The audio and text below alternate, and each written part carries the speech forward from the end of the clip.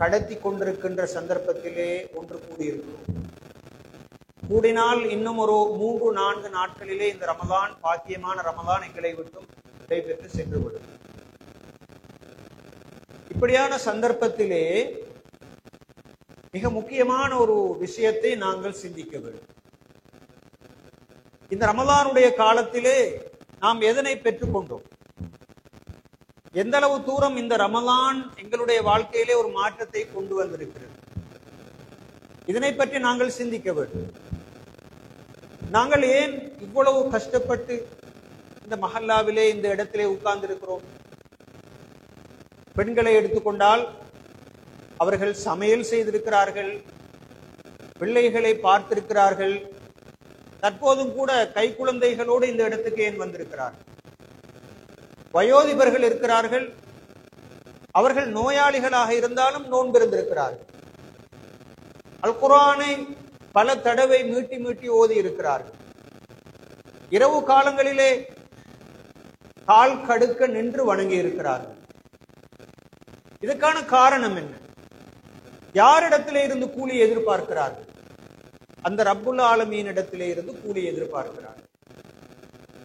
அது எவ்வளவு பெரிய ஒரு உயர்ந்த ஒரு மனோநிலை என்று கொஞ்சம் சிந்தித்து நாங்கள் பார்த்தால், யாருடைய புகழையும் எதிர்பார்க்காமல் அல்லாஹு தாலாவுடைய திருப்தியை மாத்திரம் எதிர்பார்த்து செய்யப்படுகின்ற இந்த வேலைக்கு அல்லாஹு தாலா கொடுக்கின்ற கூலி அவனுடைய பாவ மன்னிப்பு. ரசூலுல்லாஹி ஸல்லல்லாஹு அலைஹி வஸல்லம் அவர்கள் சொன்னார்கள், யார் ரமலானுடைய காலத்திலே நின்று வணங்கினார்களோ, நோன்பு பிடித்தார்களோ, ஆனால் 2 விதமான விஷயங்கள் அங்கு இருக்க வேண்டும். அப்படி இருந்தால்தான் பாவ மன்னிப்பு கிடைக்கும். ஈமானன் வஹ்திசாபன். முக்கியமாக ரசூல் ஸல்லல்லாஹு அலைஹி வஸல்லம் அவர்கள் 2 நிபந்தனைகளை சொல்லி இருக்கிறார்கள். முதலாவது நிபந்தனை, ஆழமான ஈமானோடு அந்த நோன்பை நோற்றிருக்க வேண்டும், அந்த இரவு வணக்கத்தை செய்திருக்க வேண்டும். அல்லாஹு தாலா மிகப்பெரிய அறிவாளி, சக்தி உள்ளவன், எனக்கு கூலியை தருவான், அவனுடைய அன்பும் இரக்கமும் தான் எனக்கு தேவை, அவன் இருப்பதிலே எந்த விதமான சந்தேகமும் இல்லை என்று உறுதியான ஈமானோடு அந்த நோன்பை நோற்றிருக்க வேண்டும், அந்த இரவு வணக்கத்தை செய்திருக்க வேண்டும். இரண்டாவது, அல்லாஹு தாலாவுடைய கூலியை மாத்திரம் எதிர்பார்த்து அந்த நோன்பை ஏற்றிருக்க வேண்டும். நாங்கள் சிலரை பார்க்கிறோம், வீட்டிலே எல்லோரும் நோன்பு பிடிக்கிறார்கள், எனவே நான் நோன்பு பிடிக்கிறேன். தராவீஹுக்கு போகாவிட்டால் யாராவது என்னோடு கோபித்துக் கொள்வார்கள் அல்லது என்னை தரக்குறைவாக நினைப்பார்கள், எனவே நான் தராவீஹுக்கு போகின்றேன். வீட்டிலே இருக்கின்ற பிள்ளைகளுக்கு நான் முன்மாதிரியாக இருக்க வேண்டும் என்பதற்காக வேண்டி ஆனால் அப்படி இல்லாமல் எனது ரப்பு எனக்கு கூலியை தருவான், யார் புகழ்ந்தாலும் புகழாவிட்டாலும், யார் என்னை திருப்திப்பட்டாலும் திருப்திப்படாவிட்டாலும் எனக்கு நன்மை இருக்கிறது என்று நினைத்து அந்த காரியங்களிலே அவர்கள் ஈடுபட்டிருந்தால் அவர்களுக்கு அந்த நன்மை கிடைக்கும். எனவே மிக முக்கியம், இந்த சந்தர்ப்பத்திலே நாங்கள் ஒரு மதிப்பீட்டை செய்து பார்ப்போம்.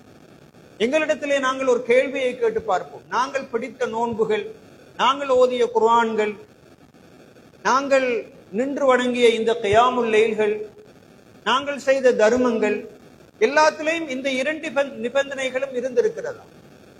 ஈமானன் வஹ்திசாபன், அல்லாஹ்வின் மீதான ஆழமான நம்பிக்கை, அதிலே எந்த சந்தேகமும் இருந்திருக்க கூடாது. இரண்டாவது, அவனிடம் இருந்து மாத்திரமே கூலியை எதிர்பார்ப்பது. நாங்கள் எந்த அளவு தூரம் அந்த 2ஐயும் செய்தோம், அதற்கு ஏற்ப தக்வா எங்களிடத்திலே வளர்ந்திருக்கும். நாங்கள் ஏற்கனவே பல சந்தர்ப்பங்களிலே கேள்விப்பட்ட ஒரு குர்ஆனுடைய வசனம் தான், லஅல்லக்கும் தத்தகூன், தக்வா உடையவர்களாக நீங்கள் மாற வேண்டும் என்ற எதிர்பார்க்கையில் தான் நோன்பு என்பது கடமையாக்கப்பட்டது என்று குர்ஆனிலே அல்லாஹு தஆலா சொல்கிறார். யாரெல்லாம் ஈமானோடும் இஹ்திசாபோடும் நோன்பிருந்தார்களோ, நின்று வணங்கினார்களோ, அவர்களிடத்திலே தக்வா வரும். அப்படி இல்லாவிட்டால், இப்போது நாங்கள் கொஞ்சம் எங்களுடைய மனசிலே கையை வைத்து கேட்டு பார்ப்போம், தக்வா வளர்ந்திருக்கிறது. இப்ப நாங்க காய்ச்சலுக்காக வேண்டி எங்களுடைய பல்லுக்குள்ள அந்த காலத்துல டாக்டர் ஒரு குச்சி ஒன்று போட்டு காய்ச்சலை அளந்து பார்ப்பாரு, அது மாதிரி நாங்க அளந்து பார்ப்போம், தக்வா வளர்ந்து இருக்கிறதா. முதலாவது நோன்பிலிருந்து இப்போது 26வது நோன்பையும் பிடித்து விட்டோம். தக்வா எந்த அளவு தூரம் வளர்ந்திருக்கிறது? வளர்ந்தில்லை என்றால் நானும் நீங்களும் அல்லாஹ் பாதுகாக்க வேண்டும் ஈமானோடும் இஹ்திசாபோடும். ஈமான் என்றால் என்ன? ஆழமான நம்பிக்கை. இஹ்திசாப் என்றால் என்ன? அவனிடமிருந்து மாத்திரமே கூலியை எதிர்பார்ப்பது. ஈமான் என்றால் என்ன? மிச்சம் ஆழமாக பார்த்தால் அல்லாஹு தாலா என்னை பார்த்து கொண்டிருக்கிறான், பசியோடு இருப்பதன் மூலமாக அவனுடைய திருப்தி கிடைக்கும், எனக்கு அவன் பானத்தை தருகின்றான், அவன் தான் சாப்பாடு தருபவன், அவன் தான் எனக்கு ஆக்சிஜனை தருகிறான், அவன் தான் எனக்கு இந்த உலகத்தை எல்லாம் படைத்து தந்தவன், அவன் சொல்லுகிறான், எனவே நான் நோன்பிருக்கிறேன். அவன் சொன்னால் நான் கேட்பேன், அவன் சொன்னால் நான் பசித்திருப்பேன், அவன் சொன்னால் நான் கால் கடுக்க நின்று வணங்குவேன் என்று அந்த ஆழமான நம்பிக்கையோடு ஈமானோடு நாங்கள் பிடித்திருந்தால் தக்வா வளர்ந்திருக்கும். தக்வாவுக்கு 2 பக்கங்கள் இருக்கின்றன, நன்றாக கவனத்திலே கொள்ள வேண்டும். நாங்கள் ஒரு காசை எடுத்து பார்த்தால் அதற்கு ஒரு நாணயத்துக்கு 2 பக்கங்கள் இருக்கும் என்று சொல்லுவோம். தக்வாவுக்கு 2 பக்கம். தக்வா எந்த அளவு தூரம் வளர்ந்திருக்கிறது என்பதற்கு ஒரு அளவீட்டை, ஒரு மதிப்பீட்டை நாங்கள் இங்கு சொல்ல முடியும். முதலாவது பக்கம், பாவங்களை நினைத்தும் பார்க்க மாட்டான் அந்த மனிதன். பாவங்களிலே ஒரு வெறுப்பு, பாவங்களை நினைக்கின்ற பொழுது ஒரு அச்சம், ஒரு நடுக்கம், நான் அதனை செய்யக்கூடாது, ரப்பு கோபித்துக் கொள்வான், அது என்னை நரகத்துக்கு கொண்டு போய் சேர்த்து விடும் என்ற அச்சத்தோடு பயத்தோடு அந்த மனிதன் இருக்கிறான் என்றால் தக்குவா வளர்ந்திருக்கு. இதுவரைக்கும் தக்குவா வளர்ந்திருக்கிறதா என்று மனசுல கையை வச்சு கேட்டுப்பான். 2வது பகுதி, அந்த நாணயத்துக்கான 2வது பகுதி, தக்குவாவினுடைய அடுத்த சைடு என்னவென்றால், அந்த மனிதன் நல் அமல்களிலே மிகவும் அக்கறையோடு, ஆர்வத்தோடு, விருப்பத்தோடு, ஆசையோடு ஈடுபடுவான். தொழுகையாக இருக்கலாம், அதிலே ஒரு சுவை இருக்கும், ஒரு இன்பம் இருக்கும். நின்று வணங்குகின்ற பொழுது அதிலே ஒரு ஆசை ஒன்று உருவாகும். நோன்பிருக்கின்ற பொழுது நான் பசியோடு இருக்கின்றேனே, இது என்ன பெரிய கஷ்டமாக இருக்குது என்றெல்லாம் அவன் உணர மாட்டான். என்னுடைய ரப்புக்காக நான் பசியோடு இருக்கிறேன், தாகத்தோடு இருக்கிறேன், அவன் தானே எல்லா காலமும் எனக்கு சாப்பாடு தருகின்றான், எனவே அந்த ரப்புக்காக வேண்டி நான் பசித்திருக்க தயார், அவன் சொன்னால் நான் அதனையும் செய்வேன் என்ற அந்த உணர்வு வளர்ந்திருக்கிறதா? ரமலானுடைய மாதம் வருகின்ற பொழுதே ஒரு பெரிய சந்தோஷம் வர வேண்டும். ரமலானுடைய மாதம் கடந்து கொண்டு போகின்ற பொழுது இப்படியான லைலத்துல் கத்ருடைய இரவை கொண்ட மார்க்கம், ஒரு மாதம் சுவர்க்கம் அலங்கரிக்கப்படுகின்ற ஒரு மாதம், நரகம் இழுத்து மூடப்படுகின்ற ஒரு மாதம், அப்படிப்பட்ட ஒரு அருமையான மாதம் எங்களை விட்டு கடந்து போகிறதே, இப்படியான ஒரு ஆன்மீக குளியலறை எங்களை விட்டு வெளியே போகிறதே என்று ஒரு கவலை வந்ததா? கவலை வந்தால் நிச்சயமாக தக்வா வந்திருக்கிறது என்பதற்கான அடையாளம். அல்லாஹு தாலாவுடைய நல்லடியார்களே, நாங்கள் ஒவ்வொருவரும் மனதிலே கையை வைத்து கேட்டுப்பார். நான் வழக்கமாக சொல்லுகின்ற ஒரு கருத்து, ரமலானுடைய முதலாவது பிறை தென்பட்டு விட்டதா இல்லையா என்பதற்கெல்லாம் பெரிய அளவு அக்கறை எடுக்க மாட்டார்கள். தென்படவில்லை என்று சொன்னால்தான் கொஞ்சம் சந்தோஷமாக இருக்கும். அதுக்கு சண்டை பிடிக்கிறதெல்லாம் இருக்காது. காரணம் என்னவென்றால், ரமலானுடைய மாதம் வராமல் இருந்தால் நல்லம் என்பதுதான் பெரும்பாலான அப்படியானவர்களுடைய அபிப்பிராயம். ஆனால் ஷவ்வாலுடைய மாதத்தினுடைய பிறை தென்பட்டு விட்டதா என்று கேள்விப்படுகின்ற சந்தர்ப்பத்திலே அதனை எப்படியாவது எடுத்து விட வேண்டும் என்பதிலே அக்கறையாக இருப்பார். என்ன காரணம்? இன்னொரு நாள் ரமலானிலே இருந்து விட்டால் என்ன கூடிவிட்டது என்று யோசிப்பதில்லை. எப்படியாவது அவசரமாக நோன்பில் இருந்து வெளியேறுவது. இதுதான் ஈமானிலே இருக்கின்ற குறைபாடு. இதுதான் தக்குவா வளரவில்லை என்பதற்கான அடையாளம். அகில இலங்கை ஜம்மியத்துல் உலமா எதனை சொல்லுகிறதோ அதனை நாங்கள் கேட்போம். அதுல என்ன பிரச்சனை இருக்கிறது? அங்கு கண்டுவிட்டார்கள், இங்கு கண்டுவிட்டார்கள், அப்படியாம் இப்படியாம், அவர்களுக்கு ஏசுவதும் அவர்களுக்கு எதிராக குறை சொல்வதும், இப்படித்தான் எங்களுடைய காலம் போகிறது என்றால் எங்களுடைய ஈமானிலே ஒரு குறைபாடு இருக்கு. கண்ணியத்துக்குரியவர்களே, எனவே எப்போது நாங்கள் எங்களுடைய மனசை தொட்டு கேட்டு பார்ப்போம், தக்வா வளர்ந்திருக்கிறது. தக்வாவினுடைய 2 பக்கங்கள், சாரிஉ இலா ஜன்னத்தின் இலா மக்ஃபிரத்தின் வ ஜன்னத்தின் அர்துஹஸ் ஸமாவாத்து வல் அர்து உஇத்தத் லில் முத்தகீன். நீங்கள் அல்லாஹு தாலாவுடைய மன்னிப்பின் பால் விரைந்து செல்லுங்கள், சுவர்க்கத்தின் பாலும் விரைந்து செல்லுங்கள். அந்த சுவர்க்கம் எப்படிப்பட்டது? உஇத்தத் லில் முத்தகீன், தக்வாதாரிகளுக்கு அது தயாரிக்கப்பட்டிருக்கிறது. தக்வாதாரிகள் யார்? அல்லதீன யுன்ஃபிகூன ஃபிஸ் ஸர்ராஇ வல் ضர்ரா வல் காஸிமீனல் கைஸ் வல் ஆஃபீன அனின் நாஸ். தக்வாதாரிகள் யார்? நாங்கள் ஏற்கனவே பார்த்தோம், நோன்பு பிடிப்பதன் மூலமாக தக்வா வளரும். தக்வா வளருவது என்றால் அதனுடைய அர்த்தம் என்ன? அந்த மனிதனிடத்திலே நல்ல உணர்வுகள் வளர்ந்திருக்கு, அந்த மனிதனுடைய உள்ளத்திலே இரக்கம் வந்திருக்கு, அந்த மனிதனுடைய உள்ளம் கனிந்ததாக மாறும், அந்த மனிதனுடைய உள்ளம் இளகியதாக மாறும், அந்த மனிதன் ஏழைகளுக்கு கொடுக்கக்கூடிய அந்த உணர்வை பெறுவான். அல்லதீன யுன்ஃபிகூன ஃபிஸ் ஸர்ராஇ வல்-ضர்ரா. தக்வாதாரிகள் எப்படிப்பட்டவர்கள் என்றால் இன்பத்திலும் துன்பத்திலும் செலவழிப்பார்கள். எனவே தக்வா வந்துவிட்டால் பாவம் செய்யாமல் இருப்பார்கள் என்பது மாத்திரமல்ல, நன்மைகளையும் விரட்டி விரட்டி செய்வார்கள். அந்த நன்மைகளை செய்வதிலே அவர்களுக்கு பெரிய அக்கறை ஒன்று காணப்படும். அல்லதீன யுன்ஃபிகூன ஃபிஸ் ஸர்ராஇ வல்-ضர்ரா. தக்வாதாரிகள் யார் என்றால் அவர்கள் இன்பத்திலும் துன்பத்திலும் ஏழ்மையிலும் வறுமையிலும் செழுமையிலும் அவர்கள் செலவழிப்பார்கள். கஞ்சத்தனம் இருக்க மாட்டாது. தக்வா வந்துவிட்டால் கஞ்சத்தனம் ஓடிவிடும். வல்காலிமீனல் கைர், கோபத்தை அடக்குவார்கள். தக்வா வளர்ந்து விட்ட ஒரு மனிதன் ஆவேசப்பட மாட்டான், அவசரப்பட மாட்டான், எதற்கும் சீறி பாய மாட்டான். வல்ஆஃபீன அனின் நாஸ், மக்களை அவர்கள் மன்னிப்பார்கள். மக்களை ஏன் மன்னிக்கிறார்கள்? நானும் தவறு செய்யக்கூடியவன் தானே, ஏன் எனக்கு அநியாயம் இழைத்தவர்களை நான் மன்னிக்க கூடாது என்ற உணர்வு அவனுக்கு வந்து பாருங்கள். தக்குவா வந்துவிட்டால், நோன்பின் மூலமாக எதிர்பார்க்கப்படுகின்ற தக்குவா வந்துவிட்டால் அந்த மனிதனிடத்திலே அப்படிப்பட்ட ஒரு மாற்றம் வரும். வல்ஆஃபீன அனின் நாஸ், பாருங்கள் எவ்வளவு அருமையாக சொல்லப்பட்டிருக்கு. எனவே நோன்பு என்பது பாவங்களை விட்டு எங்களை தூரமாக்கி இருக்க வேண்டும். கியாமுல் லைல் எங்களிடத்திலே இப்படியான நல்ல பண்புகளை கொண்டு வந்திருக்கிறதா என்பதனை பற்றி சிந்திப்பதற்கான அருமையான ஒரு வாய்ப்பாக இது இருக்கு. கணியத்துக்குரியவர்களே, இன்னும் ஒரு பகுதியை இந்த இடத்திலே ஞாபகப்படுத்துகிறது. அது என்னவென்றால், நாங்கள் இன்றும் இரவைக்கு தௌபா செய்வதற்கான ஏற்பாடுகளை செய்தோம். தௌபா என்றால் அதற்கும் இரண்டு பக்கம் இருக்கிறது. முதலாவது பக்கம் பாவம் செய்ததற்காக அல்லாஹ்விடத்திலே பாவ மன்னிப்பு கேட்பது. இரண்டாவது பக்கம் நாங்கள் செய்ய வேண்டிய கடமைகளை செய்யாமல் இருந்ததற்காக அல்லாஹ்விடத்திலே பாவ மன்னிப்பு கேட்பது. நன்றாக கவனத்திலே கொள்ள வேண்டும். மீண்டும் சொல்லுகிறேன், பாவ மன்னிப்பு இரண்டு விஷயங்களுக்காக வேண்டி கேட்கப்பட வேண்டும்.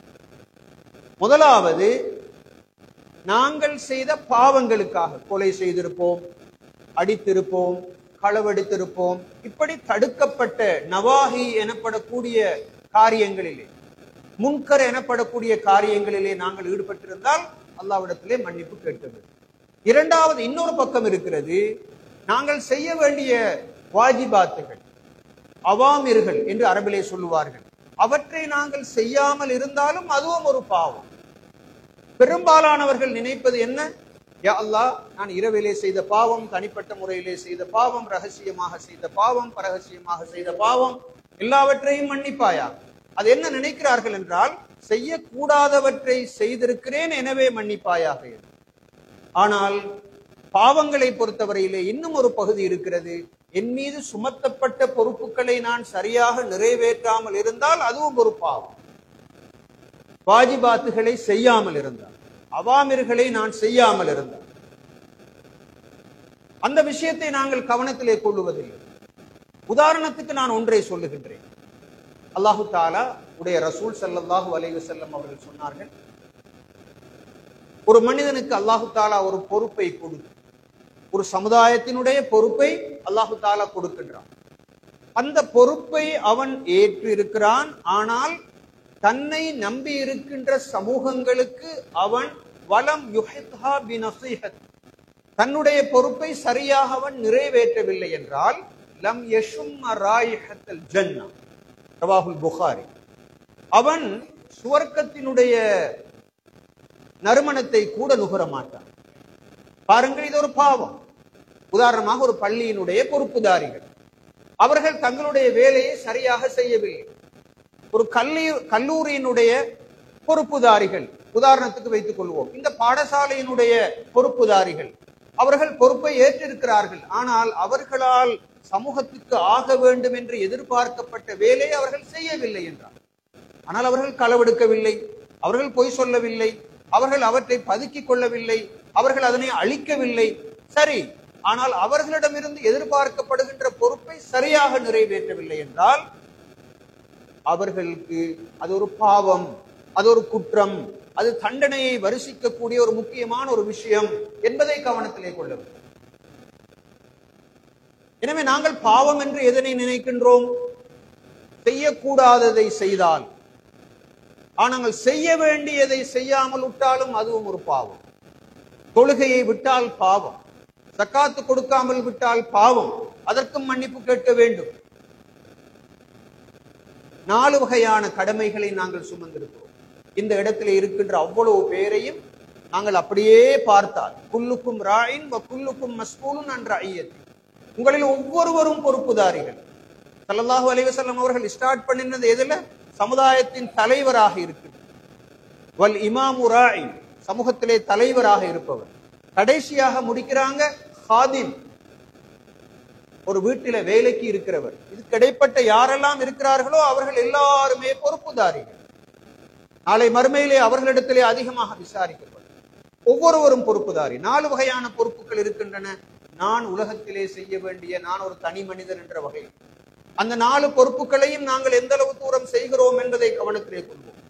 முதலாவது, நான் எனக்கு செய்ய வேண்டிய பொறுப்பு, நான் எனக்கு செய்ய வேண்டிய கடமை. நான் எனக்கு என்ன செய்ய வேண்டும்? தனிப்பட்ட முறையிலே நான் தொழ வேண்டும், நான் நோன்பிருக்க வேண்டும், நான் குர்ஆன் ஓத வேண்டும், நான் பாவங்கள் செய்யக்கூடாது, நான் என்னுடைய அறிவை வளர்க்க வேண்டும், எனது உடம்பை பாதுகாக்க வேண்டும், எனது ஆத்மாவை வளர்க்க வேண்டும். இதெல்லாம் நான் எனக்கு செய்ய வேண்டிய கடமை. இன்னலி பதனிக்க அலைக்க ஹக், மனிதனே நீ உனது உடம்புக்கு செய்ய வேண்டிய ஒரு உரிமை இருக்கிறது. இன்னலி ஐனைக்க அலைக்க ஹக், நீ உன்னுடைய 2 கண்களுக்கும் செய்ய வேண்டிய உரிமை இருக்கிறது. நான் தூங்க வேண்டும், அளவாக தூங்க வேண்டும், நான் புரோட்டீன் சாப்பாடுகளை சாப்பிட வேண்டும், நான் ஓய்வெடுக்க வேண்டும், நான் நோய் வந்தால் மருந்தெடுக்க வேண்டும், நோய் வராமல் என்னை நான் பாதுகாத்துக் கொள்ள வேண்டும். இதெல்லாம் நான் என்னுடைய உடம்புக்கு செய்ய வேண்டிய கடமை. நான் என்னுடைய ஆத்மாவுக்கு செய்ய வேண்டிய கடமை. நான் 5 வேளை தொழ வேண்டும், நான் திக்ரு செய்ய வேண்டும், நான் திலாவத்துல் குர்ஆனிலே ஈடுபட வேண்டும், நான் எனது உள்ளத்தை வஞ்சகம், சூதுவாது, பொய், பொறாமை, இப்படிப்பட்ட இந்த கெட்ட பண்புகளிலிருந்து பாதுகாத்துக் கொள்ள எனக்கு நான் செய்ய வேண்டிய கடமை. இதுல யாருமே குறைபாடு செய்யக்கூடாது. முதலாவது கடமை. 2வது கடமை, அப்ப நான் என்னுடைய உடம்பை மருந்தெடுக்காமல் சாப்பிடாமல் வதைத்துக் கொண்டிருந்தால், லா துல்கு ஐதீக்கும் பித்தஹலுகா, குர்ஆனிலே அல்லாஹ் தஆலா சொல்கிறான், உங்களையே நீங்கள் அழிவுக்குள் உள்ளாக்கி கொள்ள வேண்டாம். எனவே நான் என்னுடைய உடம்பை பாதுகாப்பது என்னுடைய கடமை. நான் அதை பாதுகாக்க, அது இபாதத், அது ஒரு வாஜிப். அதனை நான் செய்யாவிட்டால் ஒரு பாவி. 2வது, நான் என்னுடைய குடும்பத்துக்கு செய்ய வேண்டிய கடமை. என்னுடைய மனைவி, என்னுடைய பிள்ளைகள், என்னுடைய தாய் தகப்பன், இவ்வளவு பேரும் என்னுடைய கட்டுப்பாட்டுக்குள் வரக்கூடியவர்கள். இவர்களுக்கு நான் நஃபக்கா எனப்படக்கூடிய கடமையை நாங்கள் செய்ய வேண்டும். நஃபக்கா என்றால் என்ன? அவர்களுக்கு தேவையான எல்லா ஏற்பாடுகளையும் நான் செய்து கொடுக்க வேண்டும். அது உணவு, அது உறையுள், அது அவர்களுக்கு தேவையான வீடு, அவர்களுக்கு தேவையான கல்வி, அவர்களுக்கு தேவையான போஷணை, அவர்களுக்கு தேவையான மருந்து என்றெல்லாம் எதுவெல்லாம் இருக்கிறதோ அதனை நான் செய்ய வேண்டும். ஸல்லல்லாஹு அலைஹி வஸல்லம் அவர்கள் சொன்னார்கள், கஃபா பில் மர்இ இஸ்மன் ஐயுதைய மை யகூல். ஒரு மனிதன் தவறு செய்வதற்கு இஸ்ம் என்ற சொல்லை பயன்படுத்தினார்கள்.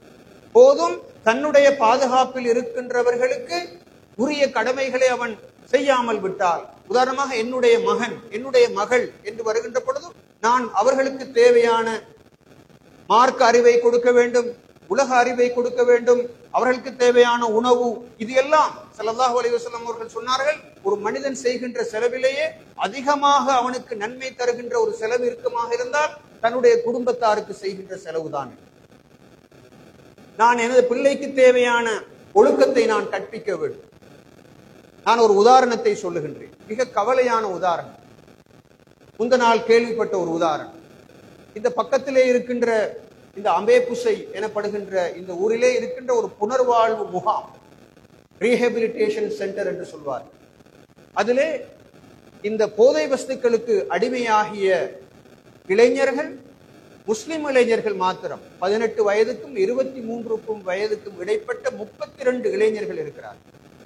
புனர்வாழ்வுக்காக வேண்டி கொண்டு செல்லப்பட்டவர்கள். மொத்தமாக 200 சொச்சம் பேரிலே 32 அல்லது 33 பேர் முஸ்லிம் இளைஞர்கள், 18 வயதுக்கும் 23 வயதுக்கும் இடைப்ப. ஒருவர் ஹாஃபிஸாகவும் இருக்கிறார், அவர் தான் அங்கு தொழுவிக்கிறார். இவர்கள் அனைவரும் பெரும்பாலும் மேல் மாகாணத்தை சேர்ந்தவர்கள். நான் என்ன சொல்ல வருகிறேன் என்றால், இவர்கள் இப்படிப்பட்டவர்களாக மாறியதற்கு யார் காரணம் என்று கேட்டால், முதலாவது காரணம் அந்த தாயும் தகப்பன். அந்த வீட்டு சூழலை அந்த பிள்ளைகளுக்கு உரிய விதத்திலே அமைத்து கொடுக்காத பொறுப்பை நாங்கள் ஏற்க வேண்டும். இப்போதும் நீங்கள் பாருங்கள், நாங்கள் மஸ்ஜிதுக்குள்ளே அமர்ந்திருக்கிறோம், இந்த வெளியே எத்தனை சிறுவர்களும் இளைஞர்களும் வெளியே இருந்து கொண்டு கதைத்துக் கொண்டு விளையாடி கொண்டிருக்கிறார்கள். இவர்களுக்கு யார் பொறுப்பு? இந்த கடமையை செய்யாமல் விட்ட ஒருவன் ஒரு பாவி, ஒரு குற்றம் இழைக்கின்றான். தனது பராமரிப்பில் தன்னுடைய பிள்ளைகளாக இருப்பவர்களுக்கு தேவையான கல்வி அஹதியாவுக்கு அனுப்பி இருக்க வேண்டும், மதர்சாவுக்கு அனுப்பி இருக்க வேண்டும், பாடசாலைக்கு அனுப்பி இருக்க வேண்டும், பள்ளிவாசலிலே நடைபெறுகின்ற ஹிஃபுல் வகுப்பா இருக்கலாம், மற்றுமுண்டான விஷயங்களாக இருக்கலாம். இதற்கெல்லாம் அந்த பிள்ளைகளை அனுப்பி இருந்தால் நிச்சயமாக அப்படியானவர்கள் உருவாகி இருக்க வாய்ப்பு கிடையாது. கண்ணியத்துக்குரியவர்களே, நான் ஏன் இதனை சொல்லுகிறேன் என்றால், நான் எனக்கு செய்ய வேண்டிய கடமையை நான் செய்ய வேண்டும். செய்யாத போது நான் ஒரு பாவி. தௌபா செய்கின்ற பொழுது நாங்கள் எல்லாம் நினைத்து பார்ப்போம், நாங்கள் நோன்புக்கு பிறகு இப்படியான பாவங்களை செய்யக்கூடாது. கொலை செய்வதும் அடிப்பதும் குத்துவதும் வெட்டுவதும் மட்டுமல்ல பாவம். நான் செய்ய வேண்டிய கடமைகளை செய்யாமல் விட்டாலும் நாளை மறுமையிலே இந்த பிள்ளைகள் வந்து எங்களுக்கு எதிராக வழக்காடுவார்கள். சொல்லுவார்கள், யா அல்லாஹ், இவர்கள் எங்களுடைய தாயாகவும் தகப்பனாகவும் இருந்தார்கள், ஆனால் எங்களுக்கு தேவையான இந்த முக்கியமான இந்த தர்பியத்தை அவர்கள் எங்களுக்கு தரவில்லை. அவர்கள் எங்களை பள்ளிவாசலுக்கு அழைத்து செல்லவில்லை. அவர்களே போதை வஸ்துக்களை பாவிப்பவர்களாக இருந்தார்கள். அவர்களே வீட்டிலே சண்டை பிடிப்பவர்களாக இருந்தார்கள். அவர்களுடைய வாழ்க்கையிலே முன்மாதிரி இருக்கவில்லை. எங்களை அவர்கள் பாடசாலைக்கு அனுப்பவில்லை. எங்களுக்கு தேவையான புத்தகம் சாமான்களை அவர்கள் வாங்கி தரவில்லை என்றெல்லாம் அவர்கள் எங்களை குற்றவாளி கூண்டில் நிறுத்துகின்ற நிலை வந்தால் அல்லாஹ் பாதுகாக்க வேண்டும். இது இரண்டாவது நான் செய்ய வேண்டிய கடமை. இந்த கடமைகளிலே எந்த அளவு தூரம் நாங்கள் நிறைவாக இருக்கிறோம் என்று சிந்தித்து பார்க்கிறோம். மூன்றாவது நான் செய்ய வேண்டிய கடமை, என்னுடைய குடும்பத்தவர்கள் என்று வருகின்ற பொழுது இந்த ஊரார் என்று வருகின்ற பொழுது, அதாவது என்னுடைய தாய் தகப்பன், என்னுடைய சாச்சா மாமா பெரியப்பா பெரியம்மா என்று வரக்கூடியவர்கள், இப்படியானவர்களுடைய இந்த உறவுகளை நான் எந்த அளவு தூரம் பேணி நடந்தேன். முக்கியமாக நாங்கள் சிந்தித்து பார்க்க வேண்டும்.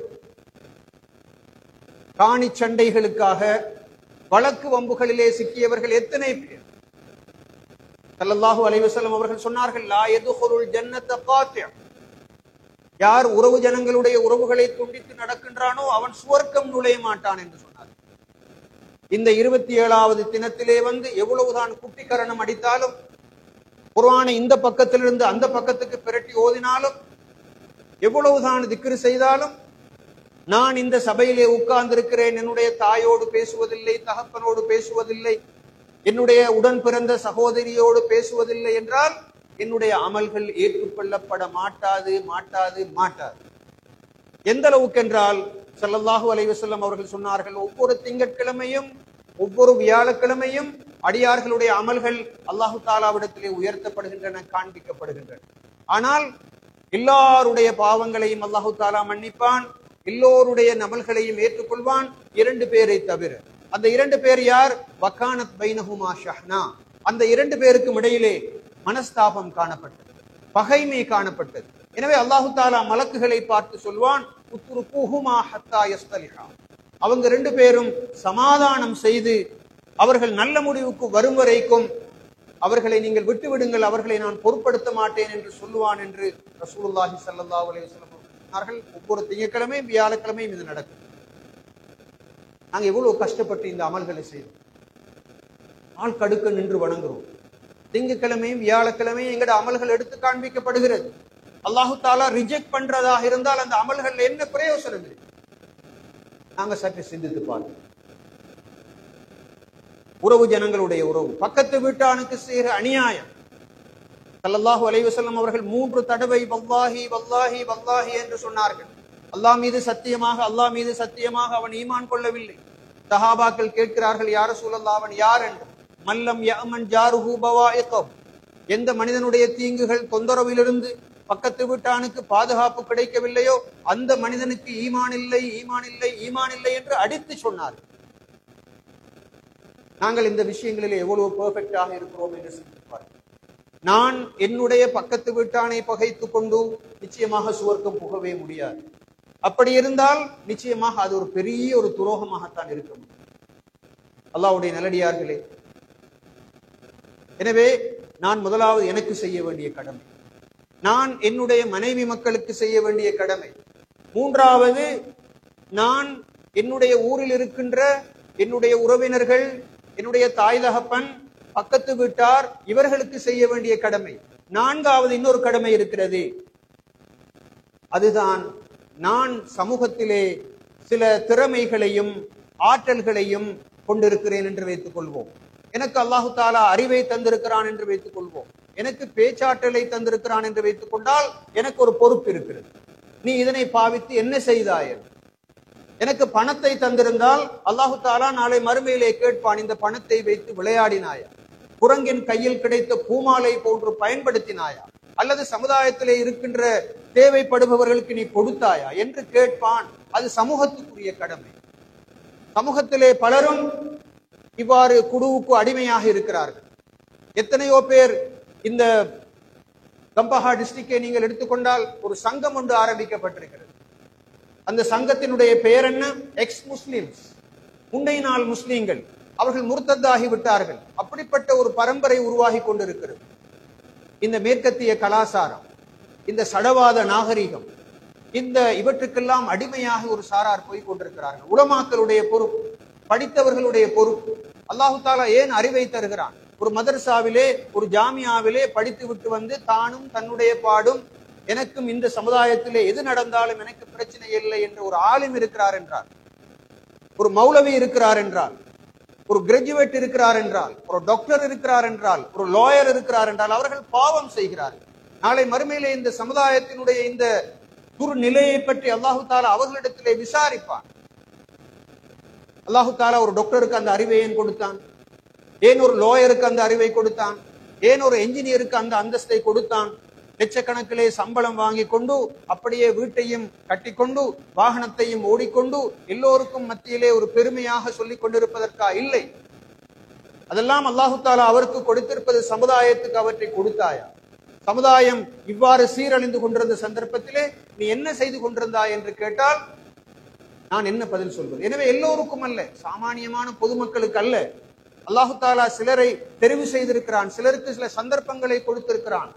அதனால்தான் மாமின் அபதின் யஸ்தரஇஹில்லாஹு ரஅய்யத்தன், எந்த ஒரு அடியானுக்கு அல்லாஹு தாலா ஒரு பொறுப்பை கொடுத்து, எல்லாருக்கும் அந்த பொறுப்பை அல்லாஹு தாலா கொடுப்பதில்லை.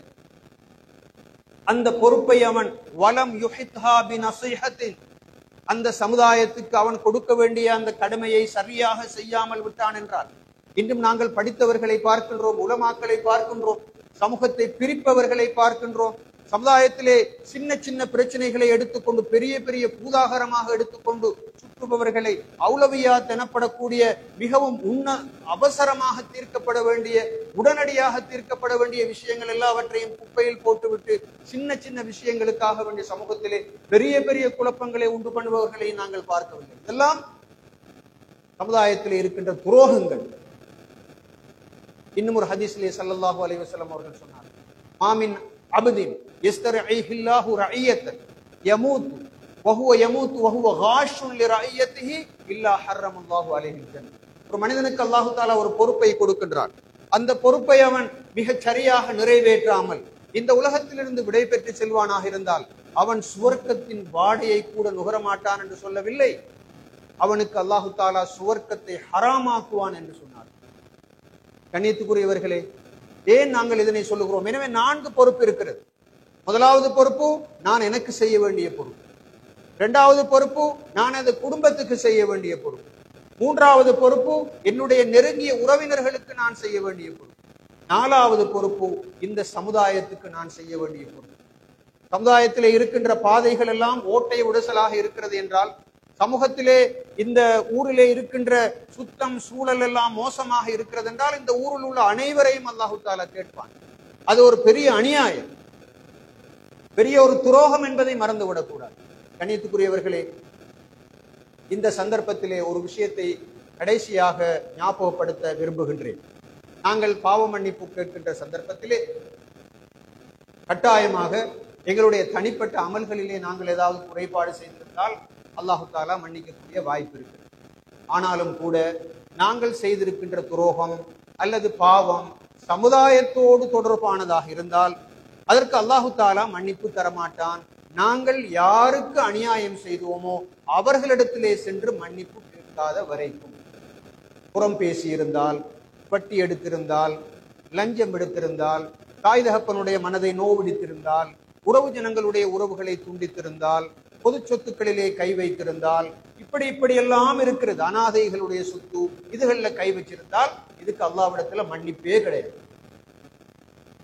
இது திட்டவட்டமான உண்மை. அஜ்மஅல் உலமாஉ அலா தாலிக், உலமாக்கள் இந்த விஷயத்திலே ஏகோபித்த முடிவிலே இருக்கிறார்கள். மனிதன் மனிதனுக்கு செய்யக்கூடிய துரோகங்களுக்கு அல்லாஹ்விடத்திலே மன்னிப்பு கிடையாது. நாளை மறுமையிலே அந்த ஹதீஸை சொல்லி நான் முடிக்கின்றேன். நாளை மறுமையிலே ஹதீஸிலே வருகிறது, நரகத்திலிருந்து சுவர்க்கத்தை நோக்கி அடியார்கள் போய்கொண்டிருப்பார்கள். அதாவது நரகத்தில் ஏன் போடுறது?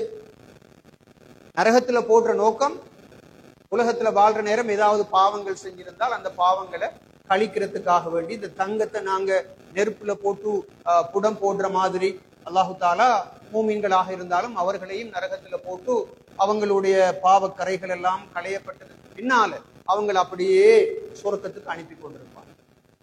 அனுப்புற நேரம் சுரக்கத்துக்கும் நரகத்துக்கும் இடையில ஒரு பாலம், கந்தரா, இந்த ஹதீஸ இதுக்கு முந்தையும் நாங்க ஞாபகப்படுத்தி, ஒரு பாலம் இருக்கு. அந்த பாலத்துல கொஞ்சம் பேர் நின்று கொண்டு இருப்பாங்க. சஹியான ஹதீஸ், புகாரி முஸ்லீம்ல வரக்கூடிய, நான் நினைக்கிறேன் சஹி முஸ்லீம்ல வந்திருக்குது. சஹி புகாரில வந்ததோ எனக்கு சரியா ஞாபகம் இல்லை, ஆனா சஹி முஸ்லீம்ல வந்தது ஞாபகம். அந்த ஹதீஸை நீங்க பார்க்கலாம். அப்ப அந்த பாலத்துல நின்று கொண்டிருப்பாங்க. யாரு பாலத்துல நிக்கிறது? அல்லாஹ் பாதுகாக்கணும். உதாரணமாக நான் நரகத்தில இருந்து இப்ப நான் விடுதலையாகி கொண்டு சுவர்க்கத்துக்கு நான் போறேன்னு வச்சுக்கொள்வோமே. ஒரு நேரம் அந்த பாலத்துல கொஞ்சம் பேர் நிப்பாங்க. யார் அவங்க? என்னால பாதிக்கப்பட்டவங்க. நான் அவங்களுக்கு அநியாயம் செஞ்சிருப்பேன், உலகத்துல வாழ்றேன், அடிச்சிருப்பேன், சொத்துக்களை நான் பறிச்சிருப்பேன். அப்படியானவர்கள் அங்க நிற்பாங்க பழி வாங்குறது. ஸல்லல்லாஹு அலைஹி வஸல்லம் அவர்கள் சொன்னார்கள், யதகாஸூன மதாலிம கானத் பைனஹும், தங்களுக்கு மத்தியில் இடம்பெற்ற அநியாயங்களை பரஸ்பரம் பழி வாங்கிக் கொள்வதற்காக வேண்டி அங்கே மக்கள் நின்று கொண்டிருப்பார்கள். அப்படியாக இருந்தால் நான் யாருக்காவது உலகத்தில் இருக்கிற நேரம் அடிச்சால் அவருக்கு நான் சான்ஸ் கொடுக்கணும், எனக்கு அடிக்கிறது. ஏசி இருந்தால் திருப்ப நான் அவர் எனக்கு ஏசுறதுக்கு நான் சான்ஸ் கொடுக்கணும். அப்பதான் அங்கால போகலாம். ஸல்லல்லாஹு அலைஹி வஸல்லம் அவர்கள் சொன்னார்கள், ஹத்தா இதா நுக்கு வ ஹுதிபு உதின லஹும் பிதுஹூலில் ஜன்னah, பரிசுத்தப்படுத்தப்பட்டதற்கு பின்னால, தூய்மைப்படுத்தப்பட்டதற்கு பின்னால அவர்களுக்கு அனுமதி வழங்கப்படும். எங்க போறதுக்கு? சொர்க்கத்துக்கு போறது. இப்ப வச்சுக்கொள்வோம், அடிச்சிருந்தா திருப்ப அடி வாங்கலாம், ஏசி இருந்தா திருப்ப ஏச்சப்பட்டு கொள்ளையிலும், 10 பேச்சு காணி எடுத்திருந்தா என்ன கதை? எங்க காணி கொடுக்கிறது? அந்த பாலத்துல எப்படி காணி இருக்கு? 1000 ரூபாய் காசி களவெடுத்திருந்தால் எப்படி அந்த 1000 கொடுக்கிறது? அவர் மன்னிக்காதவரை அந்த சம்பந்தப்பட்டவர் மன்னிக்கணும், நான் மன்னிச்சுட்டேன்னு சொல்லணும். அப்படி இல்லாட்டி ரிட்டர்ன் அங்க மறுவா வர வேண்டும். இதுதான் திட்டவட்டமான உண்மை. கவனமாக இருக்கணும். அல்லாஹு தாலாவை நாங்க திருப்திப்படுத்துறதுக்கு நாங்க தொழுகிறோம், நோன்பு பிடிக்கிறோம், குர்ஆன் ஓதுறோம், அதெல்லாம் செய்யறோம். நாளை மறுமை நாளிலே அல்லாஹு தாலா அடியார்களிடத்துல கேட்பான், உங்களுக்கு யாராவது அநியாயம் செஞ்சாங்களா? அப்படி அவர்களுடைய திருப்தி இருந்தால் மாத்திரம்தான் சொர்க்கத்துக்கு போகலாம். இது திட்டவட்டமான உண்மை. நாங்க நன்மையும் செய்யறது, அடியார்களுக்கு அநியாயமும் இழைக்கிறதாக இருந்தால் அங்கதான் விஷயம் இருக்கு. இப்ப நாங்க செய்யற நன்மையிலிருந்து அல்லாஹு தாலா அடியார்களுக்கு, எங்களால் பாதிக்கப்பட்டவர்களுக்கு நன்மைகளை எடுத்து கொடுப்பான். இது ஹதீஸ்ல வருது, ஹதீஸுல் முஃப்லிஸ். இப்ப அப்படியெல்லாம் கொடுக்கப்பட்டும் கணக்கு வழக்கு தீரல்ல என்ற அவர்களுடைய தீமைகளை எடுத்து இந்த மனிதனுக்கு கொடுப்பான். சும்ம துரிஹ பின்னார், சஹி முஸ்லிம்ல வரக்கூடிய ரிவாயத். அதுக்கு பிறகு அவன் அப்படியெல்லாம் பாவத்தை எடுத்துக்கொண்டு நரகத்துல தூக்கி வீசப்படுவான் என்று ஸல்லல்லாஹு அலைஹி வஸல்லம். கவனமாக இருக்கும். இந்த விஷயத்துல நாங்க கவனம் இல்லை, நாங்க ஜாக்கிரதை இல்லை, நாங்க இந்த விஷயத்தை கவனிக்கிறது இல்லை. பாப்பாவோட சண்டை, உம்மாவோட சண்டை, சாச்சாவோட சண்டை, காணிச்சண்டை, சொத்து சண்டை, மையத்திலேயும் முழிக்க மாட்டேன் என்று சொல்றது. இதெல்லாம் ஏன்? எங்களுக்கு மௌத் இல்லையா? எங்களுக்கு கியாமத் இல்லையா? எவ்வளவு காலம் கட்டிட்டு நாங்க இருக்க போறோம்? நாங்க எல்லாரும் ஏன் வீட்டுல உட்கார்ந்து இருக்கிறோம்? இந்த இவ்வளவு நேரம் பெய்த்தும் கூட இந்த 10-20 நேரம் ஏன் உட்கார்ந்து? ரப்புடைய திருப்திக்காக. ரப்புடைய திருப்தி எங்களுக்கு கிடைக்கல என்றால் அல்லாஹ் பாதுகாக்க வேண்டும். எங்கட நிலைமை என்ன? அல்லாஹு தாலாவுடைய குர்ஆனிலே அல்லாஹு தாலா சொல்கிறான், மய்யஅமல் மிஸ்கால தர்ரத்தின் கைரன் யரா வமய்யஅமல் மிஸ்கால தர்ரத்தின் ஷர்ரன் யரா. கடுகு பிரமாணமான அளவு, அணுப்பிரமாணமான அளவு நன்மை செய்திருந்தாலும் அதனையும் கண்டுகொள்வார்கள். அணுப்பிரமாணமான அளவு தீமை செய்திருந்தால் அதனையும் கண்டுகொள்வார்கள். இந்த உலகத்துல யாருக்கும் அநியாயம் இழைக்காத நிலையில் இந்த உலகத்தை விட்டு போக வேண்டும். அதுதான் மிகப்பெரிய சக்சஸ், மிகப்பெரிய வெற்றி. சில மனிதர்கள் செத்து விட்டால் நீங்க பார்த்திருப்பீங்க, இந்த நாட்டுல கொஞ்சம் பேர் கொல்லப்பட்டாங்க கொஞ்சம் கடந்த காலத்துல. அவன் கட்டாயம் கொல்லப்படணும், நாசமாக போகலையா அப்படி எல்லாம் சொல்லுவாங்க. சில நல்ல மனிதர்கள் இறந்து விட்டால் என்ன சொல்லுவாங்க? யா அல்லாஹ், அப்படியா, அந்த மனுஷன் வஃபாத் ஆகிட்டாரா, அந்த மனுஷன் எவ்வளவு நல்லம் எல்லாம் சொல்லுவாங்க. அது மனிதர்களுடைய துவா. சில மனிதர்களை பற்றி பதுவா தான் கிடைச்சு கொண்டிருக்கு, சில மனிதர்களுக்கு துவா இல்லை. நாங்க அல்லாஹு தாலாவை திருப்திப்படுத்துற மாதிரி இந்த உலகத்தில் உள்ள மனிதர்களுடைய துவா, ஆசீர்வாதம், அவருடைய பிரார்த்தனை, அவருடைய நல்லெண்ணம் எங்களுக்கு தேவை. மனிதர்களோட இரக்கமாக இருக்கணும், அன்பாக இருக்கணும். இந்த உலகத்துல கிடைக்கிற இந்த அற்பமான துனியாவுடைய ஆசைக்காக வேண்டி இந்த மனிதர்களுடைய உறவுகளை நாங்க பகைக்க கூடாது. இந்த ரமலான்ல நாங்க ஒரு உறுதியான நியத்தை நாங்க எடுப்போம். நாங்க இந்த உலகத்துல வாழ்வோம் கொஞ்ச காலம். இந்த உலகத்திலிருந்து போற நேரம் ஒரு வெள்ளை துணியை மட்டும்தான் சுருட்டி அனுப்ப போறான். நாங்க களவெடுத்த காசு, எங்கள்கிட்ட உள்ள செக்குகள், நாங்க பாவிச்ச கண்ணியமான இந்த போன், இதெல்லாம் வச்சு அனுப்புவாங்களா கஃபனுக்குள்ள? இல்லவே இல்லை. எங்களோட வரப்போறது என்ன? எங்களோட வரப்போறது நாங்க கொடுத்த தர்மம், நாங்க பேசின நல்ல வார்த்தைகள், நாங்க மற்றவங்களுக்கு கற்றுக் கொடுத்த கல்வி, நாங்க மற்றவர்களுக்கு செஞ்ச நலவு, நாங்க வளர்த்துட்டு போன சாலிகான பிள்ளை, இதுகள் தான் எங்களோட வரப்போகும். புத்திசாலித்தனமான மனிதன் அவன் தான். இன்றைக்கு கோடீஸ்வரர்கள், பெரும் பெரும் கோடீஸ்வரர்கள், இந்த உங்களுக்கு தெரியும் புர்ஜு ஹலீஃபா என்று சொல்வார்கள். புர்ஜு ஹலீஃபான்னு சொல்றது உலகத்திலே இருக்கின்ற மிக உயரமான கட்டடம் துபாயில். அந்த ஹலீஃபா என்றவர் யாரு? அவர் கிட்டத்துக்குள்ள மௌத்தா போனார். அவர் அடக்கினது எங்க? ஒரு வெள்ளை புடவையை சுத்தி ஒரு மண்ணுக்குள்ளதான் அடக்கிட்டு வந்த புர்ஜு ஹலீஃபா அப்படியே இருக்கு. அவர் உலகத்திலே மிகப்பெரிய கோடீஸ்வரன். இன்னைக்கு எங்க வாழ்க்கை? இந்த உலகத்தில் ஏதாவது கொடுத்து வாங்கி இருந்தா, மற்றவர்களுடைய மனசை குளிர செஞ்சிருந்தால் அன்பாக பேசுங்க, மற்றவர்களுடைய புன்முறுவல் பூத்துக் கொள்ளுங்க, மற்றவர்களுடைய கஷ்டத்துல துன்பத்துல பங்கெடுக்கிறது, மற்றவர்களுடைய கஷ்டம் தான் என்னுடைய கஷ்டம் நினைக்கிறது. ரப்பு அப்பதான் எங்களோட இரக்கமாக இருக்கும். எனவே அந்த வகையில் இந்த ரமதானுடைய காலத்திலிருந்து விடைபெற்று செல்கின்றோம். அல்லாஹு தாலா தந்த மிகப்பெரிய அருள் ரமதான் எங்களை விட்டு வேகமாக பிரிந்து சென்று கொண்டிருக்கிறது. நமது வாழ்க்கையிலே ஒரு மாற்றத்தை நாங்கள் காண வேண்டும். அந்த வகையிலே அல்லாஹு தாலா எங்களுடைய அமல்கள் எல்லாவற்றையும் ஏற்று எங்களுடைய கயாமுகள், எங்களுடைய சுஜூதுகள், எங்களுடைய ருக்கூகள், எங்களுடைய திலாவத்துல் குர்ஆன்கள், எங்களுடைய இஸ்திக்பார்கள், எங்களுடைய சதகாக்கள், எங்களுடைய இத்திகாஃப்கள், நாங்கள் செய்த மட்டுமுண்டான எல்லா தர்மங்களையும் அல்லாஹு தஆலா ஏற்றுக்கொள்ள வேண்டும். ரப்பனா ஆத்தினா ஃபித் துன்யா ஹஸனத்தன் வ ஃபில் ஆখিরাতি ஹஸனத்தன் வ அஸாபன் நார். வ ஸல்லல்லாஹு வ ஸல்லம் அலா ஸய்யிதினா வ அலா ஆலிஹி வ அஸ்ஹாபிஹி அஜ்மஈன். ஆமீன். சுப்ஹான ரப்பிக ரப்பில் இஸ்ஸத்தி அம்மா யசிஃபூன் வ ஸலாமுன் அலல் முர்ஸலீன்.